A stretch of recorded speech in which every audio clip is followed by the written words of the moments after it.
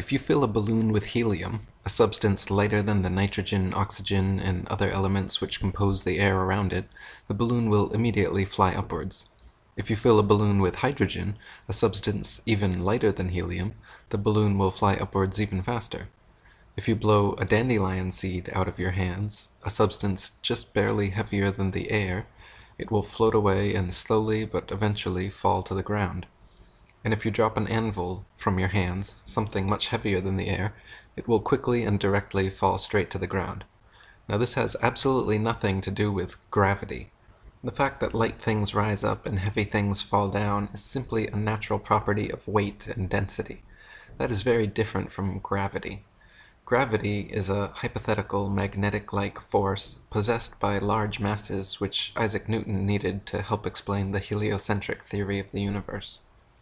Lady Blunt says, most people in England have either read or heard that Sir Isaac Newton's theory of gravitation was originated by his seeing an apple fall to the earth from a tree in his garden. Persons gifted with ordinary common sense would say that the apple fell down to earth because, bulk for bulk, it was heavier than the surrounding air. But if, instead of the apple, a fluffy feather had been detached from the tree, a breeze would probably have sent the feather floating away, and the feather would not reach the earth until the surrounding air became so still that, by virtue of its own density, the feather would fall to the ground. Wilbur Voliva, a famous flat earther in the early 20th century, gave lectures all over America against Newtonian astronomy. He would begin by walking on stage with a book, a balloon, a feather, and a brick, and ask the audience, "How is it that a law of gravitation can pull up a toy balloon and cannot put up a brick? I throw up this book. Why doesn't it go on up? That book went up as far as the force behind it forced it, and it fell because it was heavier than the air, and that is the only reason. I cut the string of a toy balloon. It rises, gets to a certain height, and then it begins to settle. I take this brick and a feather. I blow the feather. Yonder it goes. Finally, it begins to settle and comes down. This brick goes up as far as the force forces it, and then it comes down because it is heavier than the air. That is all." David Wardlaw Scott says, "Any object which is heavier than the air, and which is unsupported, has a natural tendency to fall by its own weight. Newton's famous apple at Woolsthorpe, or any other apple when ripe, loses hold of its stalk, and being heavier than the air, drops as a matter of necessity to the ground, totally irrespective of any attraction of the earth. For if such attraction existed, why does not the earth attract the rising smoke, which is not nearly so heavy as the apple? The answer is simple, because the smoke is lighter than the air, and therefore does not fall but ascends. Gravitation is only a subterfuge employed by Newton in his attempt to prove that the earth revolves around the sun, and the quicker it is relegated to the tomb of all the Capulets, the better will it be for all classes of society." Thomas Winship says, "The law of gravitation is said by the advocates of the Newtonian system of astronomy to be the greatest discovery of science, and the foundation of the whole of modern astronomy. If, therefore, it can be shown that gravitation is a pure assumption, and an imagination of the mind only, that it has no existence outside of the brains of its expounders and advocates, the whole of the hypothesis of this modern so-called science fall to the ground as flat as the surface of the ocean, and this most exact of all sciences, this wonderful feat of the intellect, becomes at once the most ridiculous superstition and the most gigantic imposture to which ignorance and credulity could ever be exposed." Einstein's theory of relativity and the entire heliocentric model of the universe hinge upon Newton's law of gravitation. Heliocentrists claim that the sun is the most massive object in the heavens, more massive even than the earth, and therefore the earth and other planets, by law, are caught up in the sun's gravity and forced to orbit perpetual circles and ellipses around it. They claim that gravity also somehow allows people, buildings, the oceans, and all of nature to exist on the underside of their ball earth without falling off. Now, even if gravity did exist, why would it cause both planets to orbit the sun and people to stick to the earth? Gravity should either cause people to float in suspended circular orbits around the earth, or it should cause the earth to be pulled and crashed into the sun. What sort of magic is gravity that it can glue people's feet to the ball earth while causing earth itself to revolve ellipses around the sun? The two effects are very different, yet the same cause is attributed to both. Furthermore, This magnetic-like attraction of massive objects gravity is purported to have can be found nowhere in the natural world. There is no example in nature of a massive sphere or any other shaped object which, by virtue of its mass alone, causes smaller objects to stick to or orbit around it. There is nothing on Earth massive enough that it can be shown to cause even a dust bunny to stick to or orbit around it. Try spinning a wet tennis ball or any other spherical object with smaller things placed on its surface, and you will find that everything falls or flies off and nothing sticks to or orbits around it. To claim the existence of a physical law without a single practical evidential example is hearsay, not science. Lady Blunt and Albert Smith wrote, "That bodies in some instances are seen to approach each other is a fact, but that their mutual approach is due to an attraction or pulling process on the part of these bodies is, after all, a mere theory. Hypotheses may sometimes be admissible, but when they are invented to support other hypotheses, they are not only to be doubted, but discredited and discarded. The hypothesis of a universal force called gravitation is based upon, and was indeed invented with a view to support another hypothesis, namely that the earth and sea together make up a vast globe whirling away through space, and therefore needing some force or forces to guide it in its mad career, and so control it as to make it conform to what is called its annual orbit round the sun. The theory, first of all, makes the earth to be a globe, then not a perfect globe, but an oblate spheroid, flattened at the poles, then more oblate, until it was in danger of becoming so flattened that it would be like a cheese, and passing over minor variations of form, we are finally told that the earth is pear-shaped, and that the ellipsoid has been replaced by an apoid. What shape it may assume next, we cannot tell. It will depend upon the whim or fancy of some astute and speculating scientist. How is it that gravity is so strong that it can hold all the oceans, buildings, and people stuck to the underside of the ball earth, but so weak that it allows birds, bugs, smoke, and balloons to casually evade its grips completely? How is it that gravity holds our bodies clung to the underside of a ball earth, but yet we can easily raise our legs and arms, walk or jump, and feel no such constant downward pulling force? How is it that gravity can cause planets to revolve elliptical orbits around a single center of attraction? Ellipses by nature require two foci, and the force of gravitation would have to regularly increase and decrease to keep planets in constant orbit and prevent pulling them into direct collision courses. Thomas Winship says that the sun's path is an exact circle for only about 4 periods in a year, and then of only a few hours at the equinoxes and solstices, completely disproves the might have been of circular gravitation, and by consequence all of gravitation.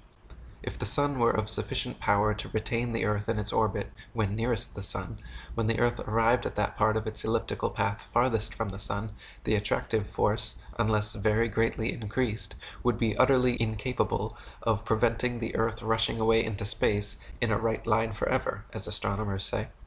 On the other hand, it is equally clear that if the sun's attraction were just sufficient to keep the earth in its proper path when farthest from the sun, and thus to prevent it rushing off into space, the same power of attraction when the earth was nearest the sun would be so much greater that, unless the attraction were very greatly diminished, nothing would prevent the earth rushing towards and being absorbed by the sun, there being no counterbalancing focus to prevent such a catastrophe. As astronomy makes no reference to the increase and diminution of the attractive force of the sun, called gravitation, for the above necessary purposes, we are again forced to the conclusion that the great discovery of which astronomers are so proud is absolutely non-existent. And N. Crossland says, "We are asked by the Newtonian to believe that the action of gravitation, which we can easily overcome by the slightest exercise of volition in raising a hand or foot, is so overwhelmingly violent when we lose our balance and fall a distance of a few feet, that this force, which is imperceptible under usual conditions, may, under extraordinary circumstances, cause the fracture of every limb we possess? Common sense must reject this interpretation. Gravitation does not furnish a satisfactory explanation of the phenomena here described, whereas the definition of weight already given does, for a body seeking in the readiest manner its level of stability would produce precisely the result experienced. If the influence which kept us securely attached to this earth were identical with that which is powerful enough to disturb a distant planet in its orbit, we should be more immediately conscious of its masterful presence and potency, whereas this influence is so impotent in the very spot where it is supposed to be most dominant that we find an insurmountable difficulty in accepting the idea of its existence. Heliocentrists claim the ball Earth is perpetually spinning on its axis at a mind-numbing 1,038 miles per hour, or 19 miles per second, and somehow people, animals, buildings, oceans, and other surface phenomena can stick to the underside of the spinning ball without falling or flying off. Take a ride on the Gravitron at your local amusement park, however, and notice how the faster it spins, the more you are pushed away from the center of spin, not towards it. Even if the centripetal, inward-pulling force of gravity did exist, which it does not, the centrifugal, outward-pushing force of the ball Earth's supposed 19-mile-per-second spin would also exist and have to be overcome, yet neither of these opposing forces have ever been shown to have any existence outside the imaginations of heliocentric scientists. David Wardlaw Scott says, "We are not like flies which, by the peculiar formation of their feet, can crawl on a ball, but we are human beings who require a plane surface on which to walk, and how could we be fastened to the earth whirling, according to your theory, around the sun, at the rate of 19 miles per second?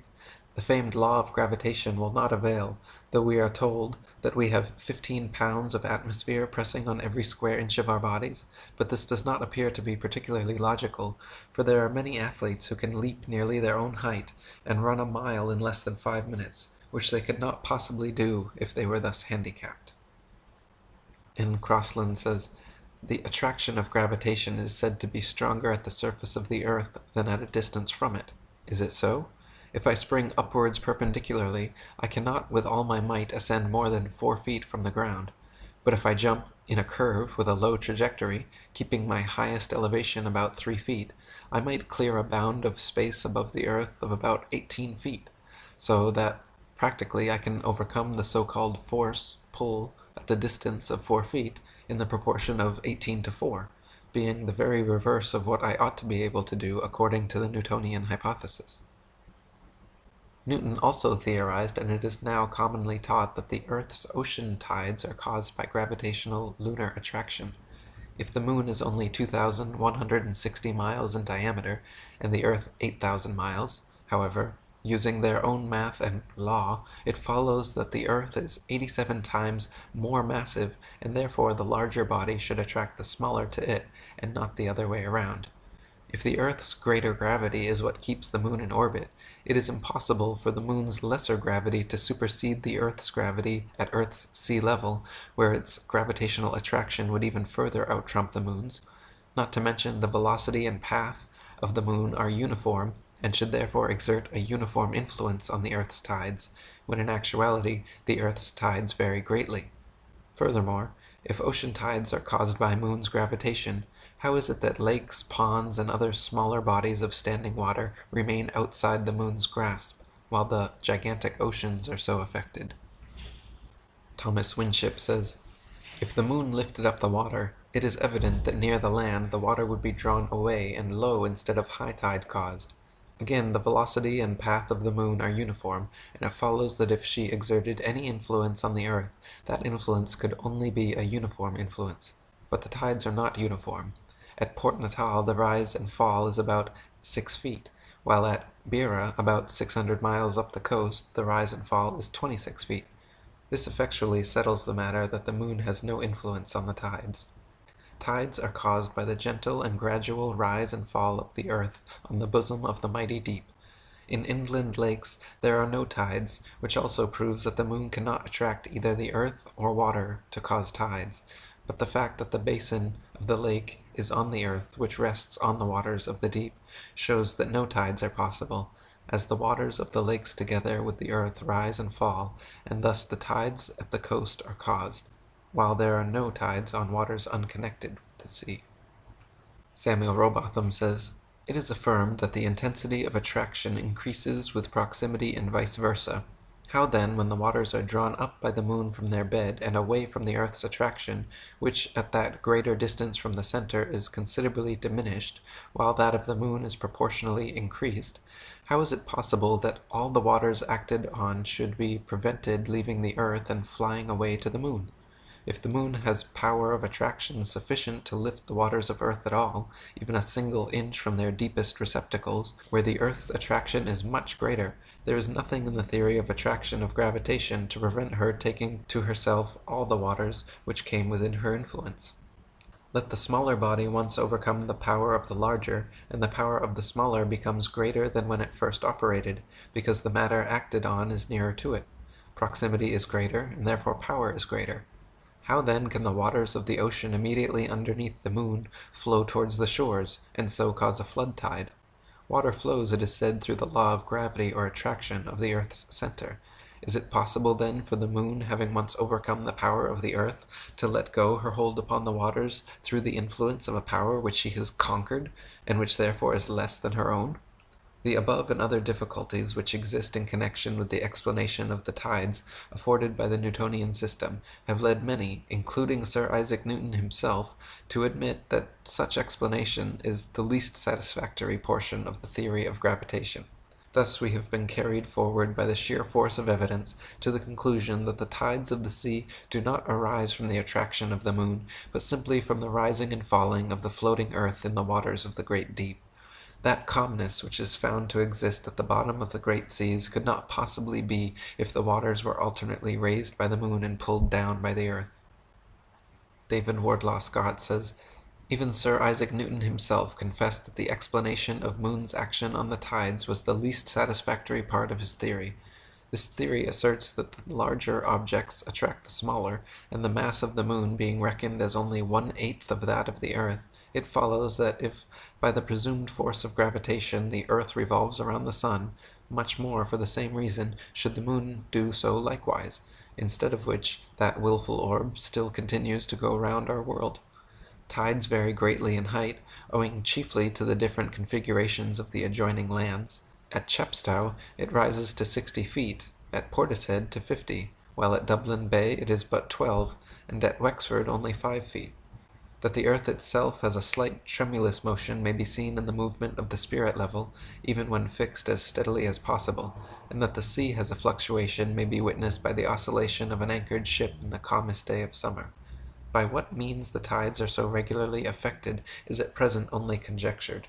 Possibly it may be by atmospheric pressure on the waters of the great deep, and perhaps even the moon itself, as suggested by the late Dr. Robotham, may influence the atmosphere, increasing or diminishing its barometric pressure, and indirectly the rise and fall of earth in the waters. Samuel Robotham says, bearing this fact in mind, that there exists a continual pressure of the atmosphere upon the earth, and associating it with the fact that the earth is a vast plain stretched out upon the waters, and it will be seen that it must of necessity slightly fluctuate or slowly rise and fall in the water. As by the action of the atmosphere the earth is slowly depressed, the water moves towards the receding shore and produces the flood tide, and when by the reaction of the resisting ocean medium the earth gradually ascends and the waters recede, and the ebb tide is produced. This is the general cause of tides. Whatever peculiarities are observed, they may be traced to the reaction of channels, bays, headlands, and other local causes. That the earth has a vibratory or tremulous motion, such as must necessarily belong to a floating and fluctuating structure, is abundantly proved by the experience of astronomers and surveyors. If a delicate spirit level be firmly placed upon a rock or upon the most solid foundation which it is possible to construct, the very curious phenomenon will be observed of constant change in the position of the air bubble.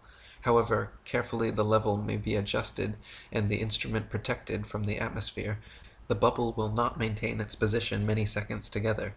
A somewhat similar influence has been noticed in astronomical observatories, where instruments of the best construction and placed in the most approved positions cannot always be relied upon without occasional readjustment. In the past several decades, NASA has shown video of astronauts supposedly in low Earth orbit experiencing complete weightlessness or zero gravity. How is this weightless effect achieved if gravity doesn't exist? As it turns out, for the past several decades, NASA, together with Boeing, have been perfecting so-called zero-G planes and zero-G maneuvers, which are able to produce weightlessness at any altitude. Aboard modified Boeing 727s, specially trained pilots perform aerobatic maneuvers known as parabolas. Planes climb with a pitch angle of 45 degrees using engine thrust and elevator controls. Then, when maximum height is reached, the craft is pointed downward at high speed. The period of weightlessness begins while ascending and lasts all the way up and over the parabola until reaching a downward pitch angle of 30 degrees, at which point the maneuver is repeated. Therefore, all NASA's footage of astronauts aboard space shuttles or the International Space Station can be easily hoaxed and simulated in Earth atmosphere aboard a zero-G plane. In fact, watching footage of zero-G plane flights alongside footage of NASA astronauts supposedly floating around their space shuttles and space stations, no observable difference can be seen between the two. Astronomers claim to have measured all the planets' distances, shapes, orbits, weights, relative positions, and times of revolution, all based on the law of gravitation, and without gravity, their entire cosmology folds under its own weight. Without gravity, people cannot stand upside down on a ball Earth. Without gravity, the Earth and planets cannot be revolving around the Sun. Without Newtonian gravitation, Einsteinian relativity, Copernican heliocentricity, and the entire Big Bang Ball Earth mythos cannot exist and falls to pieces. Gravity, both metaphorically and quite literally, just does not hold any water, not as a sound theory of cosmology, and not as a law supposedly responsible for holding in the world's oceans. William Carpenter says, "Man's experience tells him that he is not constructed like the flies that can live and move upon the ceiling of a room with as much safety as on the floor, and since the modern theory of a planetary Earth necessitates a crowd of theories to keep company with it, and one of them is that men are really bound to the Earth by a force which fastens them to it like needles round a spherical lodestone, a theory perfectly outrageous and opposed to all human experience, it follows that unless we can trample upon common sense and ignore the teachings of experience, we have an evident proof that Earth is not a globe. If we could, after our minds had once been opened to the light of truth, conceive of a globular body on the surface of which human beings could exist, the power, no matter by what name it be called, that would hold them on would then necessarily have to be so constraining and cogent that they could not live. The waters of the oceans would have to be a solid mass, for motion would be impossible. But we not only exist, but live and move, and the water of the oceans skips and dances like a thing of life and beauty. This is a proof that the Earth is not a globe." Gerard Hickson said, "Nearly 100 years ago Kepler suggested that some kind of unknown force must hold the Earth and the heavenly bodies in their places, and now Sir Isaac Newton, the greatest mathematician of his age, took up the idea and built the law of gravitation. The name is derived from the Latin word gravis, which means heavy, having weight, while the law of gravitation is defined as that mutual action between masses of matter by virtue of which every such mass tends toward every other with a force varying directly as the product of the masses and inversely as the square of their distances apart. Reduced to simplicity, gravitation is said to be that which attracts everything towards every other thing. That does not tell us much, and yet the little it does tell us is not true, for a thoughtful observer knows very well that everything is not attracted towards every other thing. The definition implies that it is a force, but it does not say so, for that phrase mutual action is ambiguous and not at all convincing. Gabrielle Henriette says, "The system of gravitation which makes the sun the moving center of the universe, the awkward principles of which are anything but certain since they apply to invisible circumstances so that they cannot be checked, is here replaced by the old geocentric system universally accepted until the 17th century, in view, of course, of its undisputable obviousness, and in which the Earth, in a state of immobility and surrounded by the planets visibly moving round it, including the sun, is at the center of our universe. These two facts, which explain almost everything, are firstly the positive existence above the Earth of a solid dome constituting the sky, and secondly the non-material nature of the planets and constellations, which are not physical masses, but merely luminous manifestations without substance. These are the two circumstances which lead today to the fundamental transformation of astronomy." And Professor Bernstein, in his Letters to the British Association, writes, The theory that motions are produced through material attraction is absurd. Attributing such a power to mere matter, which is passive by nature, is a supreme illusion. It is a lovely and easy theory to satisfy any man's mind, but when the practical test comes, it falls all to pieces and becomes one of the most ridiculous theories to common sense and judgment ever conceived.